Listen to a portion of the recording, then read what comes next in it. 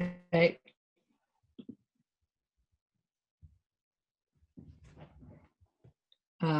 You can still hear me though, right? Yes, yes, perfectly. Okay, so I will begin speaking and turn on my video at 10 my time. 1 o'clock your time, now, or UTC, Yeah. and 3 o'clock your time, Sheila. And your time too, Jose. Yeah. No, mine is 2. I mean, mine is 2 o'clock. 2 p.m. Yeah. Anyway, I'm gonna start talking in 9 minutes. Yeah. There are some attendees already popping in, as you can see. Jose, Yes. if somebody has suggestions for improvements, who do they send those to? There's on the invitation, there's my email address. They should send it to me. Okay, or they can write on the, on the chat, for example, if they want to. Okay, You have the or leave comments on the chat. Yeah. Okay. So participants 11. Yeah. Cool. Wow, very good.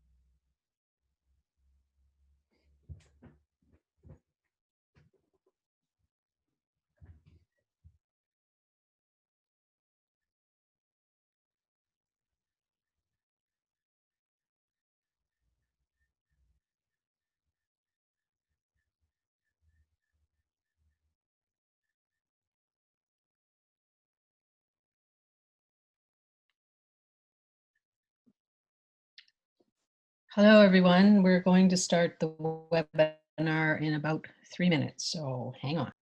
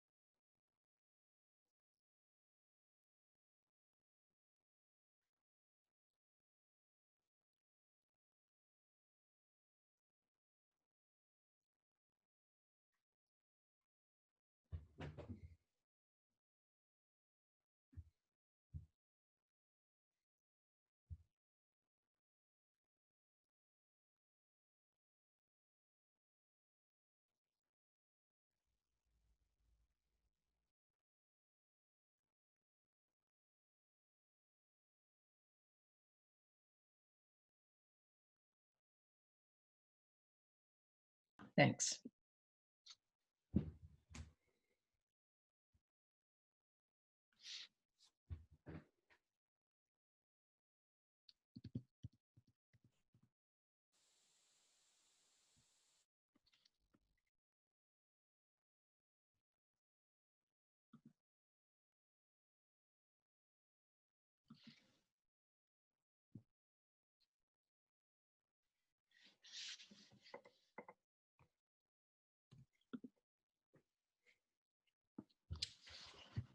Well, hello, everyone, and welcome to the 7th session of the Atlantic International Research or AIR Center's Networking Fridays.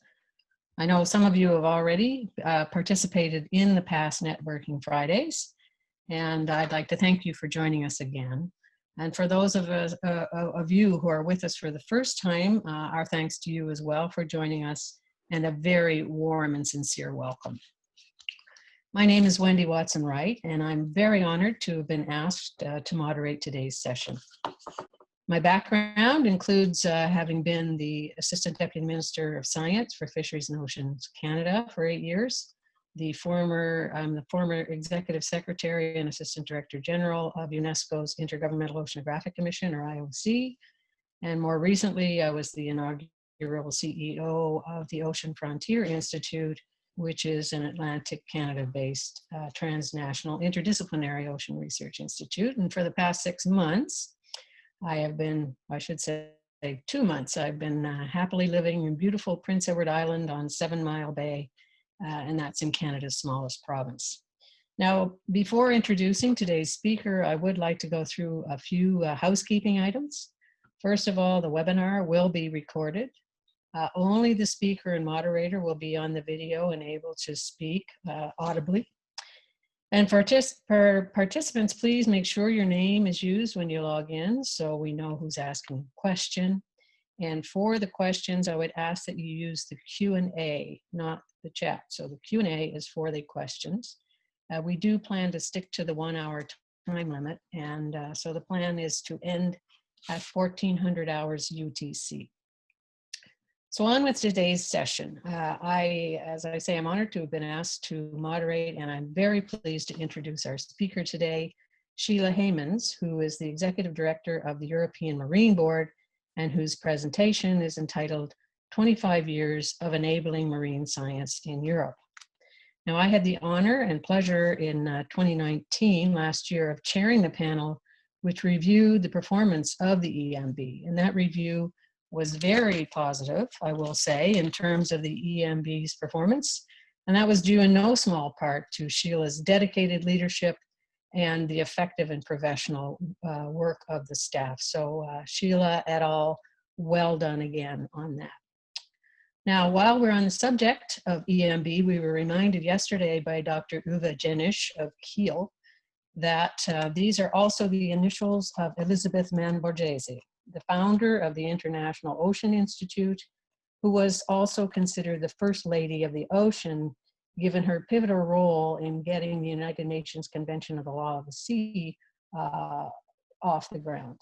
And I would encourage all of you to access the book of essays that was put together 2 years ago by IOI Canada as a tribute to her when she would have been 100 years old in 2018.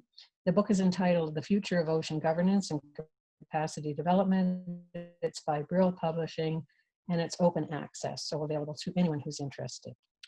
So back to our presenter. Besides being Executive Director of the European Marine Board, Sheila is also a professor in ecosystem modeling at the University of the Highlands and Islands in Scotland. She sits on the Modeling Workshop Steering Committee of the Global Seamounts Project, the External Advisory Board for Ember Sea, Blue Cloud, and Eurofleets Plus, and was a lead author for the Intergovernmental Panel on Biodiversity and Ecosystem Services, or IPBES chapter, Policy Support Tools and Methodologies for Scenario Analysis and Modeling of Biodiversity and Ecosystem Services. Sheila has 20 years or more of experience in the environmental impacts of fisheries and ecosystem change, and has published more than 70 peer-reviewed publications on these topics. So we are very fortunate indeed to have Sheila with us today. And Sheila, I would ask you to please take it away. Sheila. Thank you very much. Thank you, Wendy. I forgot that you had all that information about me. I thought I was only going to be talking about the Marine Board, but now all of a sudden it turns out that people might want me to talk about modeling as well. But no, this is all about the European Marine Board.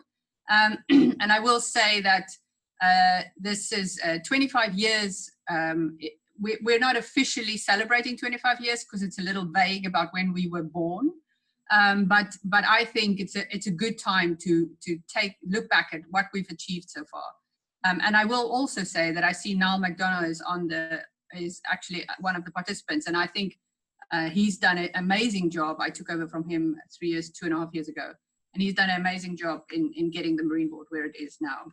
So moving ahead, what is the Marine Board? For those of you that don't know, the European Marine Board is a unique European partnership of major marine oceanographic institutes, that's the orange dots there, research funding agencies, the blue dots, and national networks of universities, which are the red dots. We've got 35 members from 18 countries. The board has got a secretariat, which is headed by myself, but Gilles Lerucra from Ifremer in France is actually our chair for the board. In the secretariat, we have 4 science officers, including Paula Keller, Tioka Koopman, Britt Alexander, and Uncle Muniz. And so between the 5 of us, with Gilles' leadership, we try to make sure that we produce the documents that you see that we'll be discussing here today.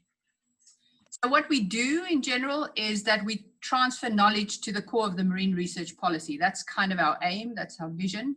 And we do that by providing advice to, sorry. Sheila, can you please share your screen? I am sharing my screen. Oh, am I not sharing? Oh, maybe I'm not. I don't have it, but perhaps others. No, I think you are right. I am not, in fact, sharing my screen. That was silly. Thank you. All good plans. Okay, I shall start again. Well, I won't start with all the spiel again, but anyway, I'll start at the beginning of the slides. Okay, so here we go. These are the, sorry about that, people. These are the,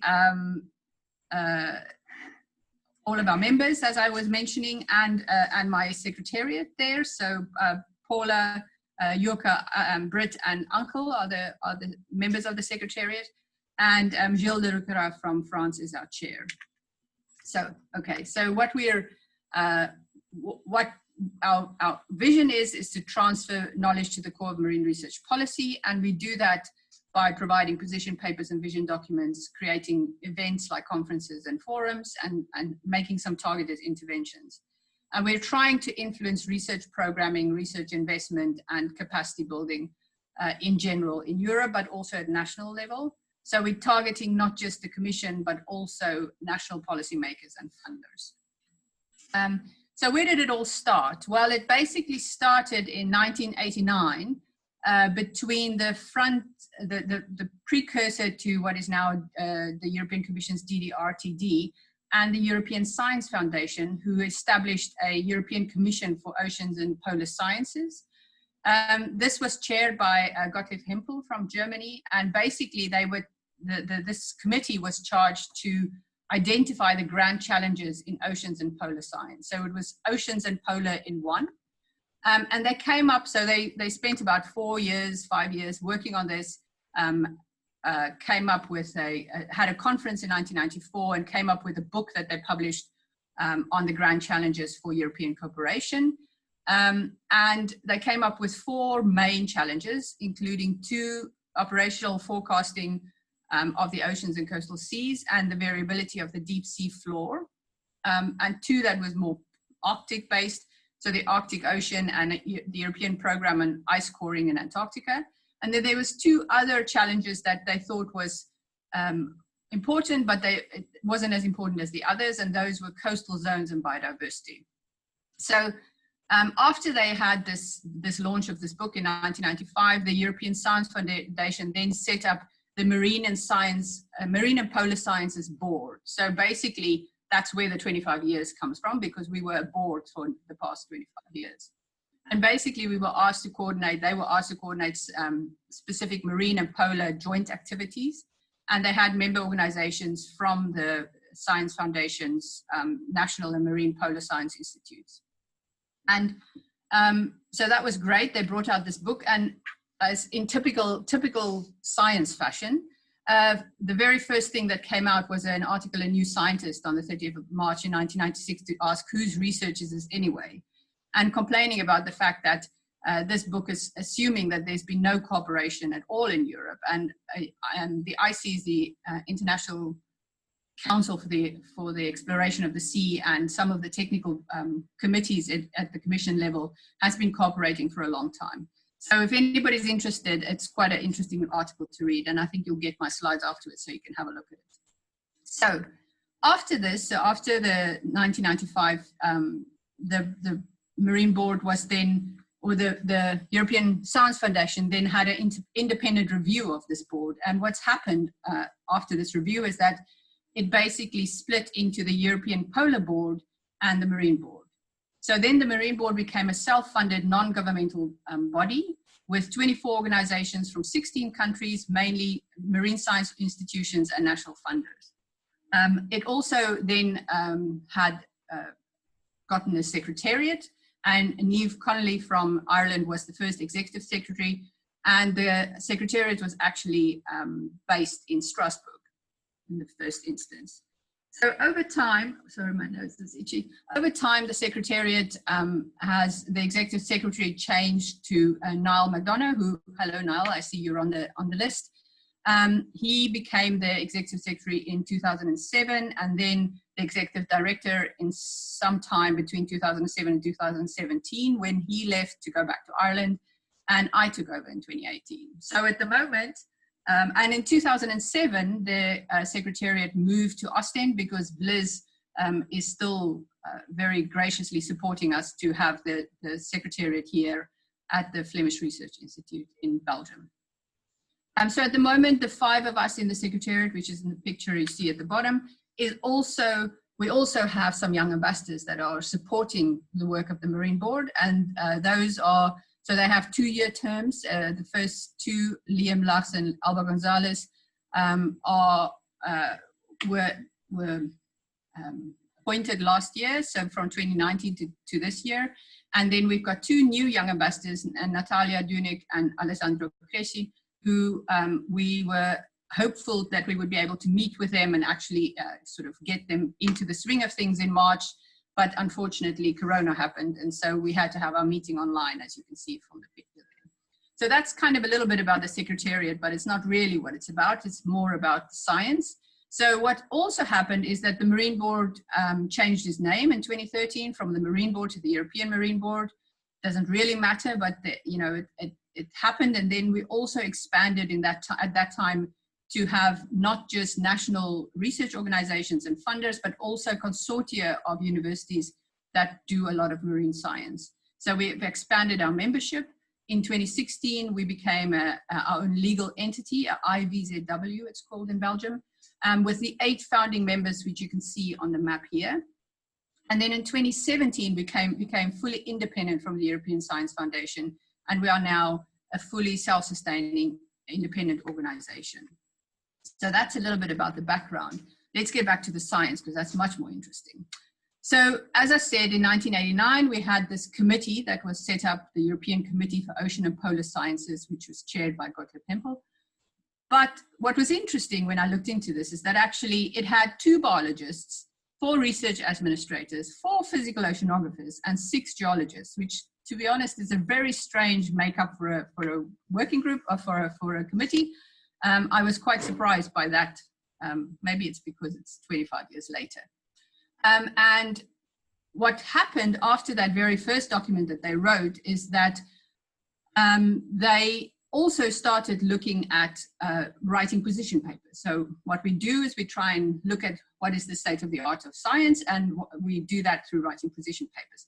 And not surprising, with 6 geologists in the list of on the committee, they obviously started working very quickly on geology. So the very first position paper was on the deep sea coring and drilling in Europe, and where they were identifying drilling capabilities, long-term science strategy, and promoting European technologies, which is great. The way these working groups usually happen is that they have some meetings. So you can see that there were 2 meetings in Strasbourg and Southampton, and then the document is written. So that was great, and it actually was quite interesting for those geologists out there. But what then happened, as I said, is that the Marine Board split from the Polar Board, and I suspect what happened is that all the geologists went to the Polar Board, because after this document, we haven't actually done anything more on geology until we've now got a new geohazards working group, which just started in 2020. So very interesting that the makeup of these boards make a big difference to how what documents come out. So as I said, if I go back here, we only had 2 biologists in this initial committee, but I suspect that one of them was probably Carlo Hype, because the second position paper that we did was actually on a European science plan on marine biodiversity. So marine biodiversity became really important after the split between the Marine Board and the Polar Board. There was a few workshops at that time again, and after that, after the first position paper, they also wrote a document on establishing a framework for how do we implement marine biodiversity research in Europe. So marine biodiversity has been quite important for the Marine Board and for science in general. In Europe, and that you can see actually on the right-hand side. We also had some Framework 6 programs like the Network of Excellence MARBEF, which happened from 2004 to 2008. But also internationally, there was the Census of Marine Life, there's OBIS and GBIF and GEO. So all of these things have biodiversity was very important in all of these cases. In addition, in the 2000s, the Convention for Biodiversity was set up. And it basically asked to support approaches for marine management, asked to facilitate the establishment of marine protected area networks by 2012, and maintain the productivity and biodiversity of important vulnerable marine ecosystems, including areas outside of national jurisdictions, so ABNJs, which is only now coming to fruition actually with the ABNJ discussions that are happening at the UN level. That convention was then revisited in 2010, and we got the ACHI targets out of that, and target 11 specifically asked then for that by 2020 we would have at least 10% of our coastal and marine areas that are important for biodiversity and ecosystem services be conserved, and that we have a system of protected areas. Well, to be honest, I don't think we're there yet, because we definitely didn't have by 2020 10% of our coastal and marine areas fully protected. Also in 2012, the International Intergovernmental Science Policy Platform on Biodiversity and Ecosystem Services was created. And so they've also been working in this area. So just based on these things that have been happening, that had been happening after those very first documents, there was then the document, our very first Future Science Brief, which was written by Carlo Hype and Niall in 2012, which was on a marine biodiversity, on the science roadmap for marine biodiversity in Europe. So that's a really interesting document that still has quite a lot of good recommendations. So we'll look at that in a moment. But also, we also worked on a position paper on advancing ecological coherent marine protected areas in Europe. So what are the science needs and priorities for that? That was position paper 18 that came out in 2013. In addition to that, we've also looked at biodiversity in more specific areas. So position paper 17, for instance, was on marine microbial diversity. So looking at biodiversity in the microbial realm. And position paper 22 was also very heavily looking at biodiversity in the deep sea. So you can see that over time, biodiversity has always been part of our genetics at the Marine Board. Coming back to that roadmap, which I think still has something to give, some of the recommendations that came out there was that we need a better understanding of the factors that generate and maintain and deplete biodiversity. And we need to be able to develop spatio-temporal scenarios looking at ecosystem and socioeconomic and climatic models. And both of those recommendations eventually came to fruition in the Future Science Brief on enhancing Europe's capability in marine ecosystem modeling, which came out in 2018. And not surprising, knowing my background now, I was actually the chair of that working group, which is how I came to be at the Marine Board in the first place. Some of the other recommendations are understanding the links between marine biodiversity and essential ecosystem services and creating effective value systems to account for the provisioning and loss of marine biodiversity. And that came out in our position paper, in our Future Science Brief 5 in last year, which is a document on valuing marine ecosystems. And again, that document is actually took a long time to come out, but we just heard this morning that it came out, it was mentioned and highlighted in the European Commission's Blue Economy 2020 document that's just come out.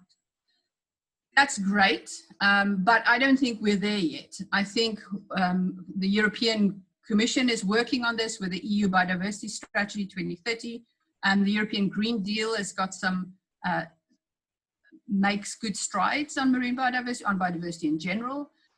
But in general, we definitely haven't solved this problem. We still have papers like marine heat waves threaten global biodiversity.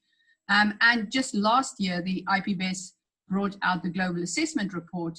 And just in one of their figures, you can see here, looking at the current global extinction risk for different species groups, the groups that has the highest gray bars here, which I've highlighted in purple, are the ones that are data deficient, and specifically crustaceans, sharks and rays, corals and bony fishes are the marine groups that really we have quite a lot of data deficiency. So data is really important, and we haven't really solved this problem. We haven't cracked that nut yet. So that's one part of that we've actually been pushing, for in the last 25 years. One of the other things that the Marine Board has been pushing on for a long time is starting off in 1995 with the grand challenges for European cooperation, is basically looking at creating a European marine research area. So that was something that European research areas was something that was available in various other parts of research in Europe, but there was not really a marine research area at the time. So that was taken on then, and for instance, after at the Eurasian conference that happened in Hamburg in 2000, there was actually a document that came out towards the European Marine Research Area. Again, we were pushing for it in position paper number 3, Navigated Future 1, which again was towards a Marine European Research Area. Our Navigate the Future series is basically the long-term look at what the science needs are. And so this was the very first one of those that came out. And obviously the Marine Research Area was very important. Again, position paper number 5 in 2002 talking about integrating marine science again. Then eventually, obviously, after all that pushing, there was a green paper that came out on the European research area that came out, and we made some responses to this green paper in position paper 11 in 2007. So you can see that from 1995 onwards, there was pushing to get this done. There was also some European projects under six framework funding. There was a project that ran from 2004 to 2009 called Marine Era, which was about facilitating cooperation. And then from 2010 to 2014, there was the Sea Eras project, which was the ERANET project under 7th framework funding. And the Sea Era project was really interesting because it pushed to get strategic research agendas for the different sea basins. So here it went from the marine research area in general for Europe to more basin scale research areas, which probably makes more sense from a marine science perspective. And so we have these strategic research agendas for the Mediterranean, the Black Sea, and the Atlantic. So those research agendas, research and innovation agendas, then followed into projects for the Atlantic Ocean, the Aurora project, the Blue Med, and the Black Sea Connect. And I think actually Barnos, I missed out. Barnos was also one that followed into this field. And the C0 project also came up with some a legacy report where they made some recommendations, and these recommendations I think were quite interesting, and we took them up in our documents again. So there were some recommendations that we need to strengthen human capacity building, specifically for completion of PhD fellowships, which probably influenced the Erasmus programming, but also there was a recommendation to enhance public awareness towards marine and maritime scientific policy issues. So the strengthening human capacity building came out, we took it up and we had a working group on that came out with a future science brief on training the 21st century marine professional. And then the enhancing public awareness, there was a sea change project which looked at ocean literacy, but also we had a position paper and a policy brief on advancing citizen science. Again, one way to enhance public awareness. Just now, we're actually part of a project that's looking at ocean literacy called EU for Ocean. And so that's still pushing on that, making sure that we have public awareness. And then two other things that I think still pushes in this direction is the partnerships. There's now, the European Commission is working on partnerships, and specifically a partnership for marine, but also the mission. I think both of these two things will help with pushing the marine research areas in Europe. Then going on to something else that started quite early on in the Marine Board was a position paper on marine biotechnology. So there was a position paper number 4, which was basically looking at a feasibility study and a European strategy for marine biology, marine biotechnology. And it basically outlined research and development priorities and looked at dispersed infrastructures, asking that they should refocus these dispersed infrastructures and asking for directed funding to do this properly. We then revisited it in 2015 with a position paper that looked for a new vision for and strategy for Europe. And the vision was that by 2020, that's this year, that the European marine biotechnology sector should be organized, integrated, and globally competitive. Now, I'm not a marine biotechnologist, so I don't know, but it would be quite interesting to know from the marine technologists out there whether this is actually true. Is it a well-organized and integrated group? We also did some, we also run some European Marine Board forums. So the 3rd European Marine Board Forum was specifically on new technologies for a blue future. And that basically highlighted that we need innovation hotspots in Europe that can showcase emerging technologies, but also look at novel applications for human well-being. So that was the first time human well-being came into it. And Again, the funding call for that happened in 2001 was eventually funded, came to fruition in FP7, so in the 7th framework, with a project called Marine Biotech. And Marine Biotech was a C-era project on biotechnology, obviously. And in this policy brief that we wrote with them, we basically looked at the strategy for marine biotechnology to 2030. This is not the end of it. Again, I see the Blue Bio co-fund has just come out with some information about that today. So biotechnology is still enhanced in that Blue Bio co-fund. So the other thing that I mentioned that came out in this forum on technologies for the blue future was the novel applications for human well-being. And it basically called for technology that should be driving bio-inspired breakthroughs, looking at bio-based polymers and multiple applications for marine and maritime sectors. Also looking at molecular techniques like molecular studies of sponges and looking at new opportunities for bioprospecting. And that basically came back in our position paper number 19 on linking oceans and human health. So this was something that came, sort of blew over from America really, and linking oceans and human health was something that was quite new in Europe.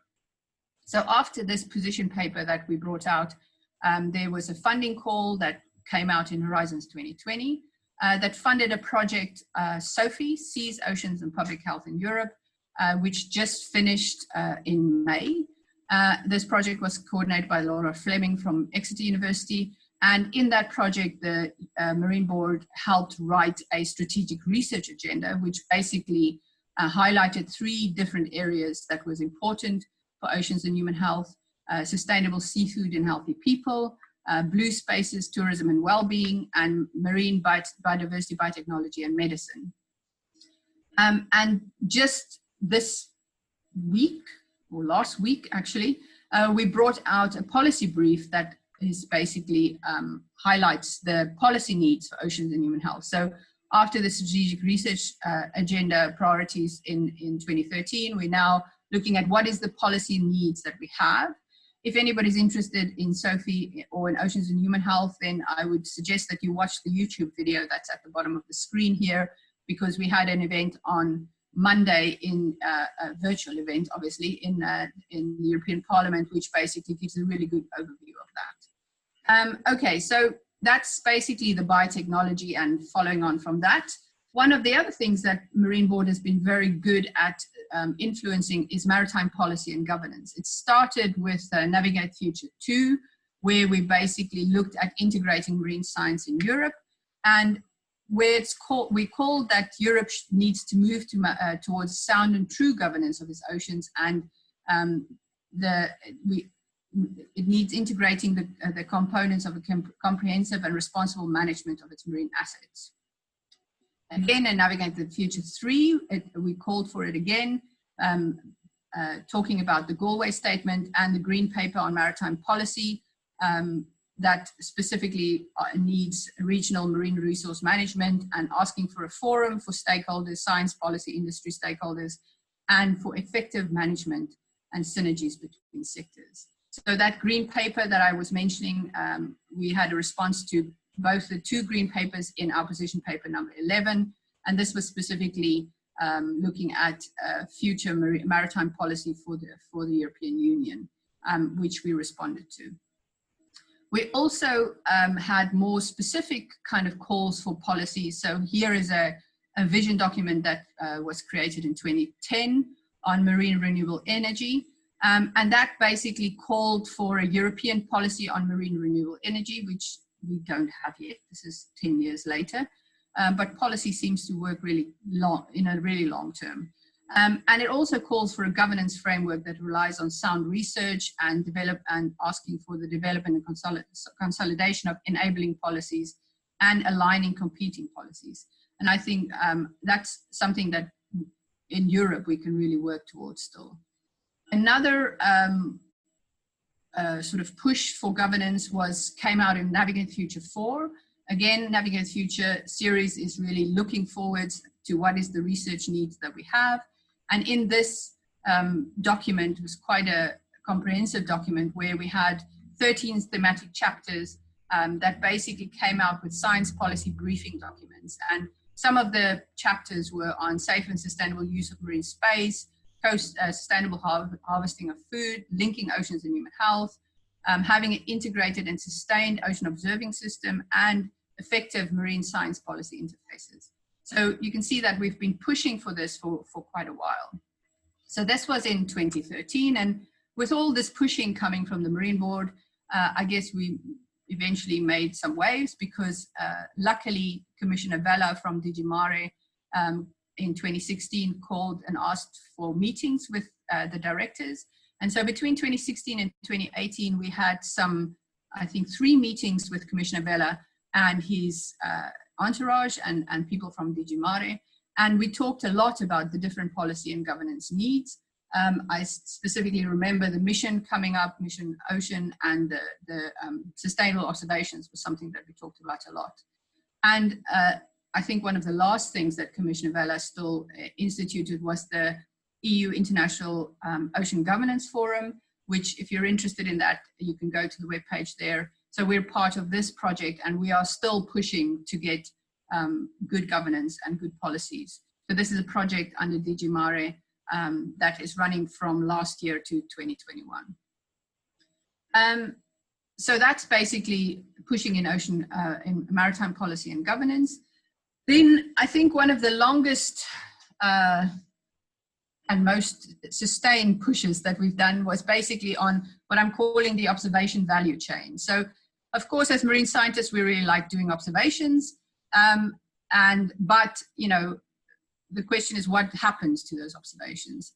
And really, in order to get to make a difference, we really need to go from observations to management. So basically, this observation chain started with the Euro-Ocean Conference in Aberdeen in 2008, where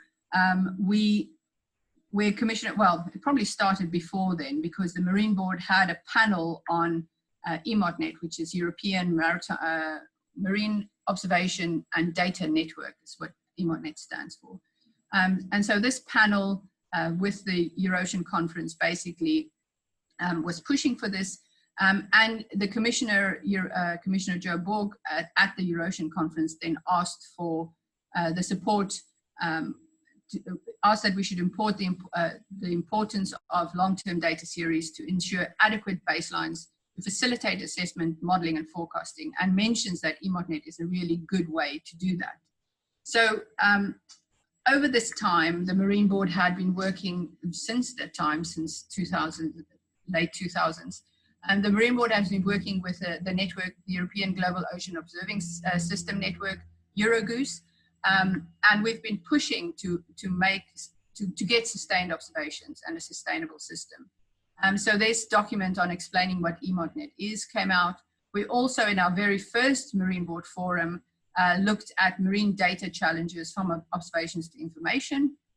And again, in our second forum in 2010, we looked at the European Network for Marine Observation Observatories for Monitoring and Research. And in that forum, we basically had a vision that there should be a long-term, stable and integrated network of strategic marine observatories that should be funded under multinational cooperation, and we should provide consistent in situ data so that we can actually address integrated maritime policy needs. So it called for a European strategy to develop this network and to have innovative long-term funding to do that.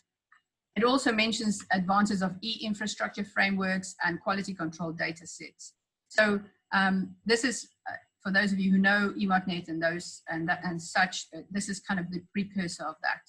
So obviously from that push in 2008, we've been working on this, and in 2014, EMODNet then became its own network that's been financed, or actually I think it was a project at first that was financed by DG Mare's European Maritime and Fisheries Fund, and is still funded under that funding call. But in this case, we also kept on pushing not just because EMODnet becomes more about the information, but the sustainable observations is still something that we're pushing, and we're still pushing on this under the European Ocean Observing System. So under EOS, we're basically pushing to align and integrate and promote the ocean observing capacity of Europe and making sure that we have it sustainably funded. So with that and the steering group of EOS, we and Eurogoose have worked on creating a strategy for EOS from 2018 to 2022 and an implementation plan. And in that implementation plan, one of the things that we had, as the Marine Board had promised to do, was to look at biological observations. So we have a future science brief on strengthening European capability in biological observations. And in addition, we've also been looking at big data. So our very newest future science brief that just came out even after the Corona lockdown is on big data and marine science. So that basically is all feeding into the sustainable observations and information, looking at that observation data stream.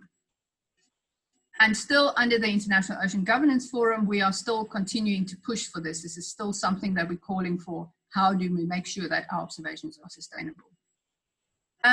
Another part of this observation value chain is remote sensing. So this is something that I just found out this morning, speaking to our previous chair, Jan Meers, that remote sensing was something that the chair of the Marine Board at that time was really interested in. So after the Mercia project, which was an FP7 funded project, and during that time they had some workshops, and they brought out a state-of-the-art and perspectives on remote sensing in shallow seas, position paper number 12 in 2008.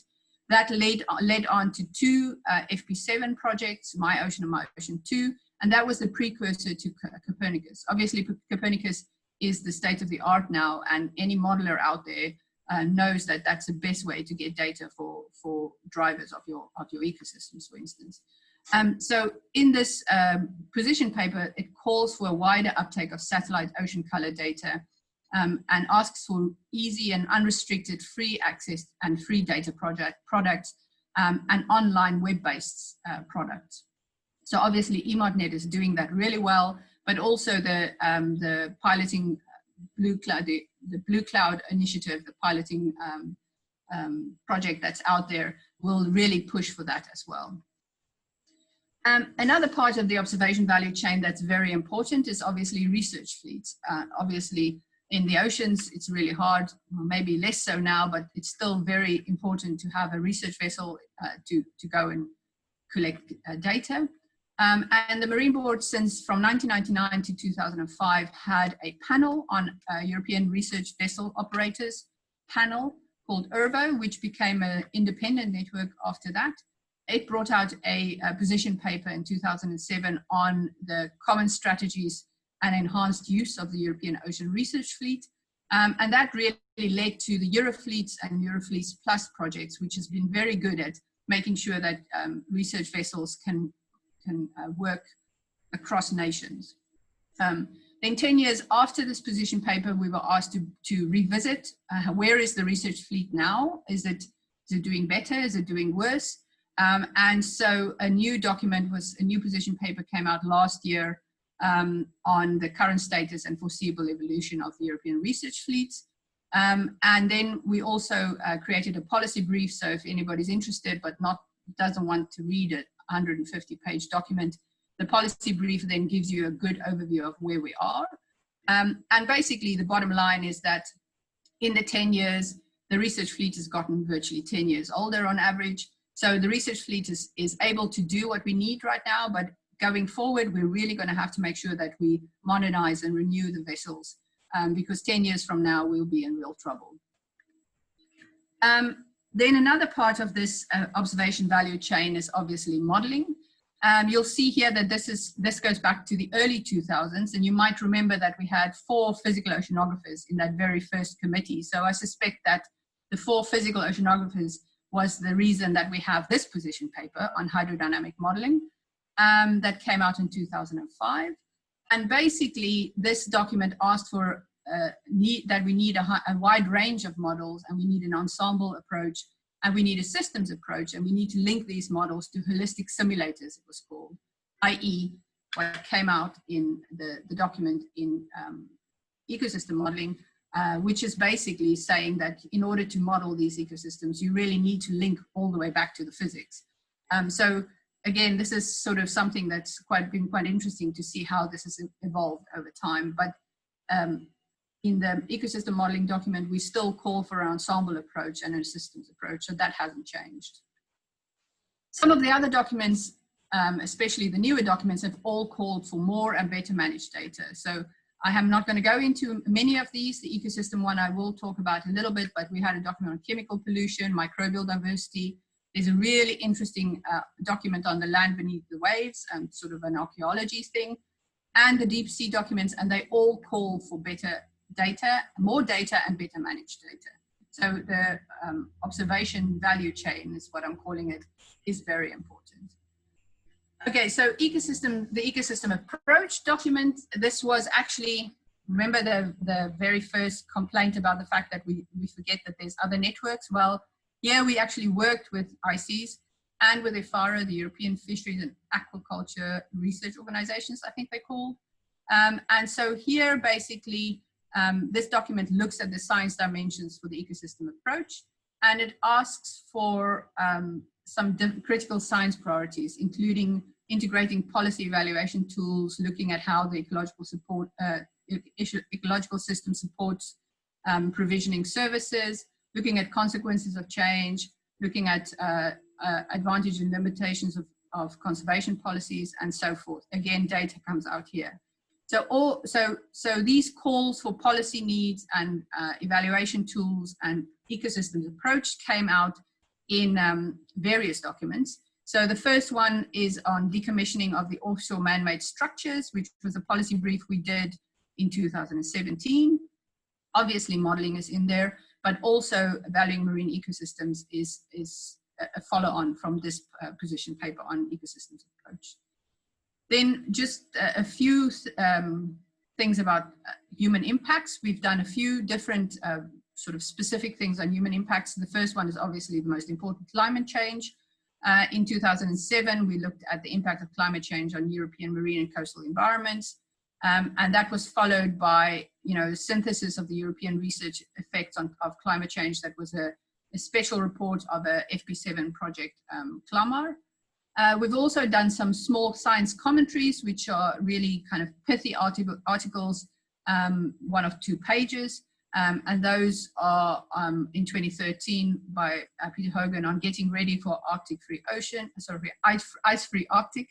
And in 2017 on the ticking time bomb of climate change and sea level rise.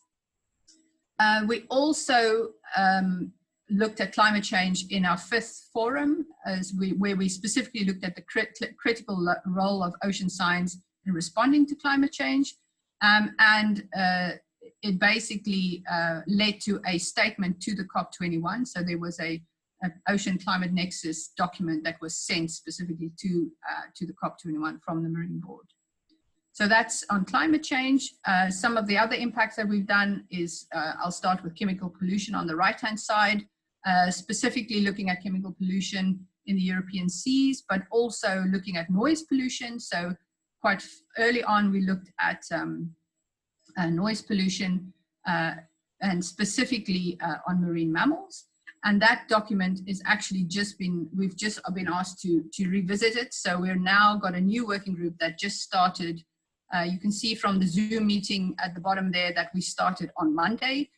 So this is a new working group that will look at underwater noise, chaired by Frank Thompson and co-chaired by Sonia Mendes. And we'll update that first document, but it'll be broadened from marine mammals to including all marine organisms, looking at the current knowledge and research gaps and highlighting any conflicts that exists. So that's kind of looking to the future already. So just finally then, some of the things that we've done lately and looking more towards the future, working on sustainable development goals.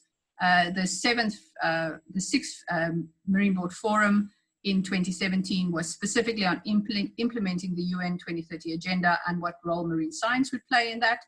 And that basically led to, once we were starting to look at what our next Navigate the Future document was going to be about, was basically on the marine science that we need for a sustainable future. So again, working on sustainable development goals, which we launched last year at the Erosion meeting in 2019 in Paris, and came up with a policy brief where we basically specifically mapped the recommendations from the Navigate Future 5 onto the Ocean Decade. So if you look at, if you go and download the NF5 document, Navigate Future 5 document, you'll see that there's 5 substantive chapters. The first one is basically the 4-dimensional ocean, so the 3-dimensional ocean and how it changes over time. There's one on the impact of multiple stressors, cumulative multiple stressors. How do we predict extreme events and natural hazards under climate change? What is the advances that we need in ocean technologies, modeling and under artificial intelligence, and looking at sustainability science, which is a new, well, maybe not so new, but something that we really need to do in the marine science field. So when we map those chapters and recommendations of those chapters onto the societal outcomes of the decade, you can see that there was quite a lot of overlap between a clean ocean, sustainably harvested, safe ocean, healthy ocean, predicted ocean, and transparent ocean. There was a lot of overlap with all of the recommendations.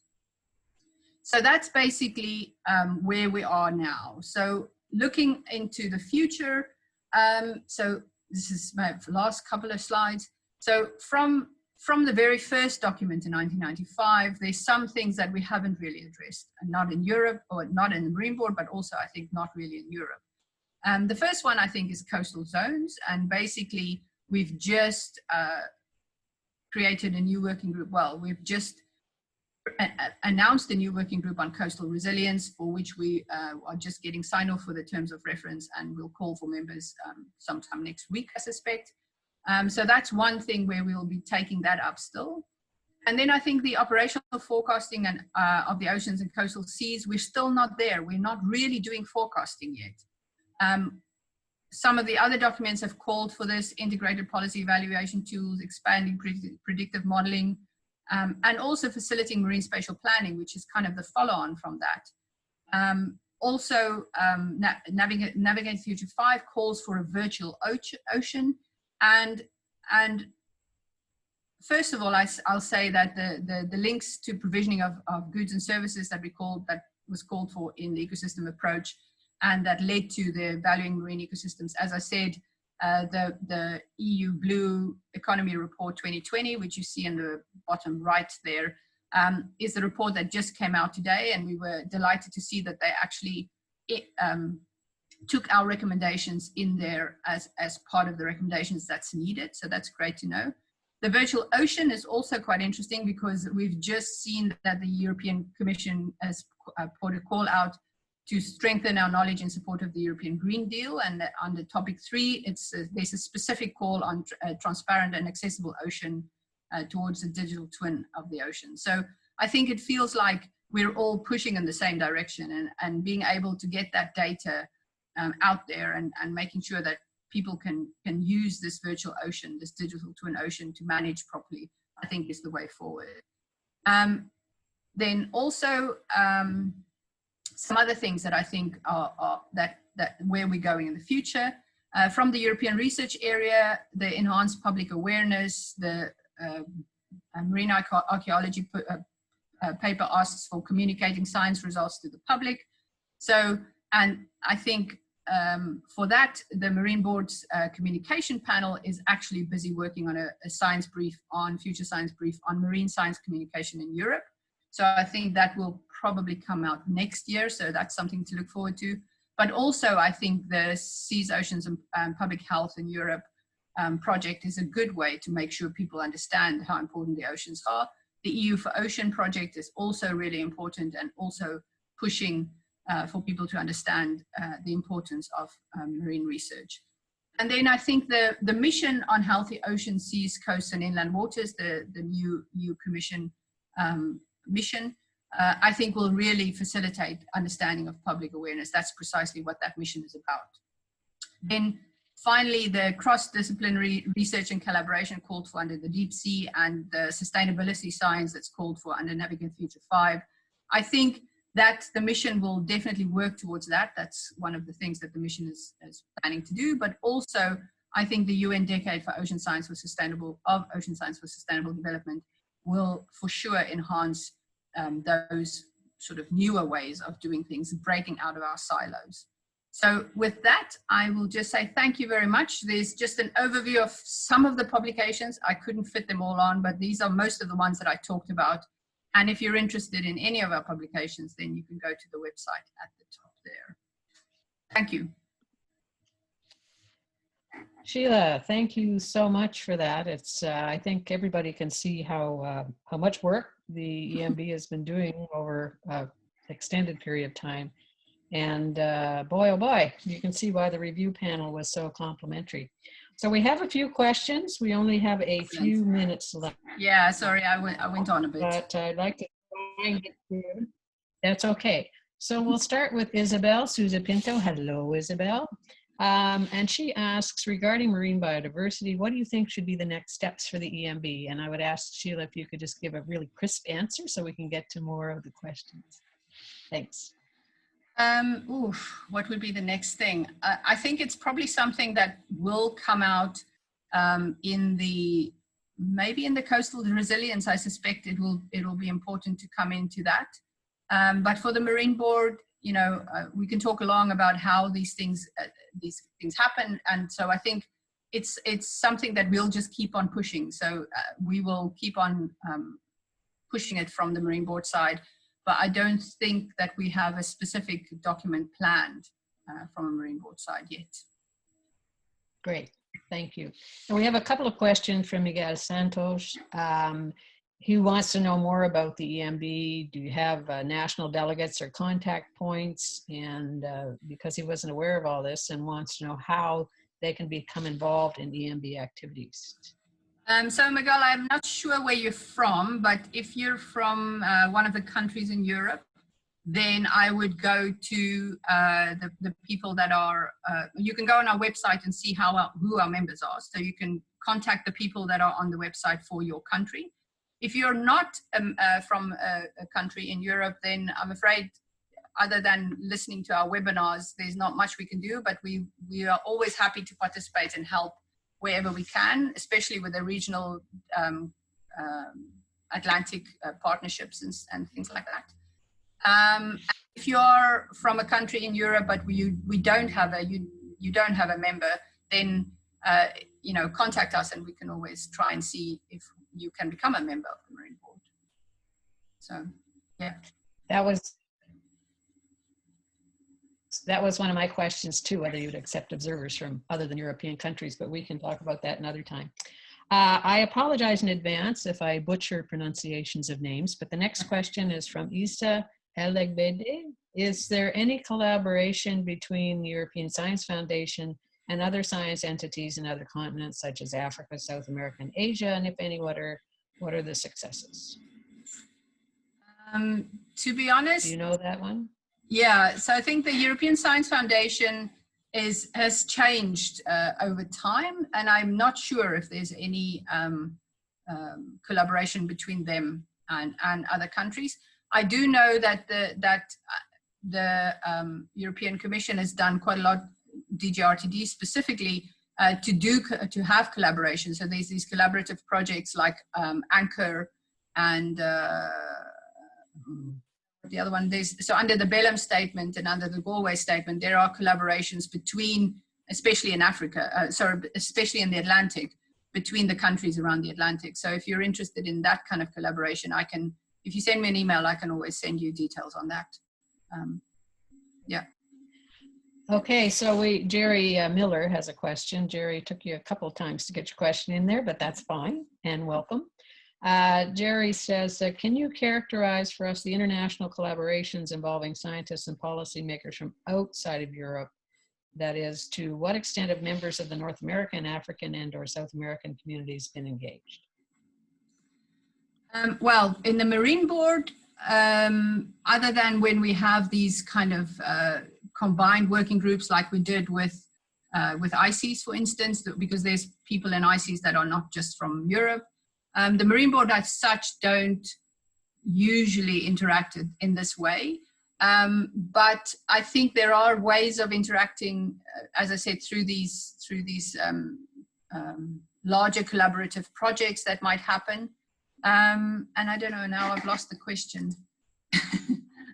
But yeah, I think at least at the Commission level, they've definitely been pushing for more collaboration outwards of Europe with their Horizon Europe and Horizon 2020 projects. So in that case, there has been those collaborations, yes. And then I guess from a marine perspective, there are networks like POGO, which is much more international than the Marine Board. So there are other networks that work at that level. Right. Although POGO is focused on observations, of course.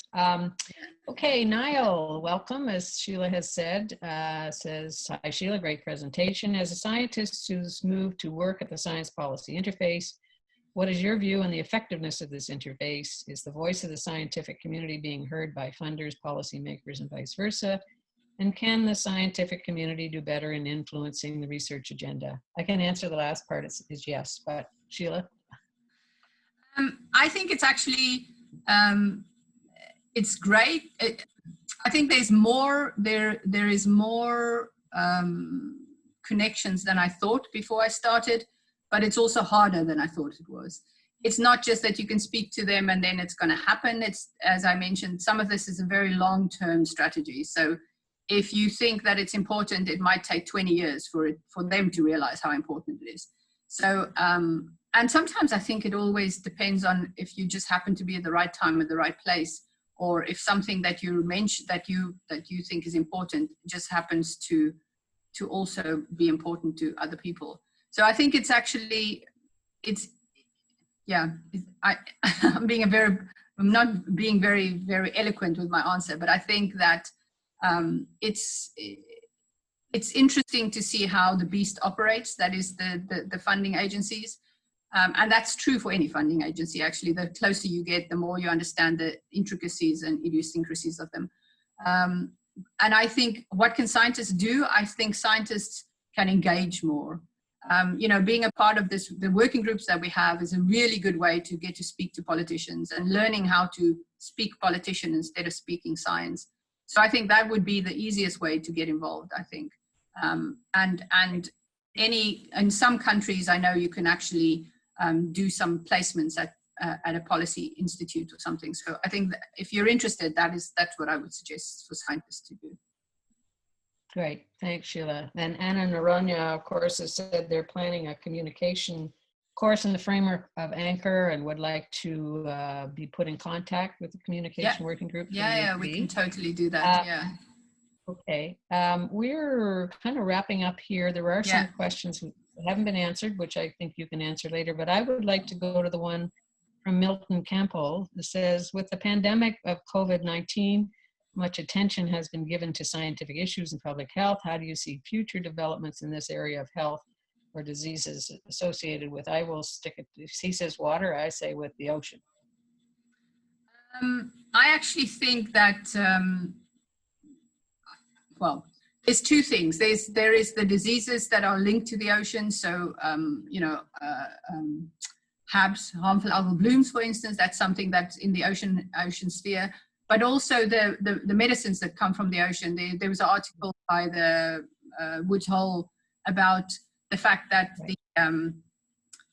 the way they're testing for COVID is something that came from research that was done on sponges or came from work that came out of sponges, marine sponges.